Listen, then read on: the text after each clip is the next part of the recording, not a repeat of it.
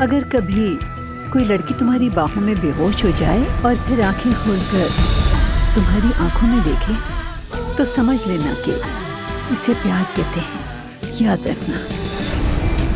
उस job offer का क्या हुआ जो उसे हुई थी? कोई खबर है क्या तुम्हारे पास? सब कह रहे हैं 2 हफ्ते में चला जाएगा। क्या वाकई? मैं आपके अलावा किसी और से राब्ते में नहीं। ऐसा सोचना भी मत मिस्टर आमिर, तुम कहीं नहीं जाने वाले।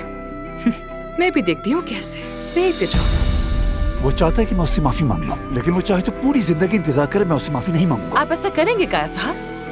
क्या कहा? ऐसा करना होगा काया साहब। वैसे भी माफी मांगने के बहुत सारे तरीके होते हैं। मैं नहीं चाहता कि तुम कस्टमर्स के सामने अपनी नाक पे धनिया पुदीना लगाकर जाओ और मजाक उड़वाओ। बस बस बस बस, क्या कर रहे हो तुम ये?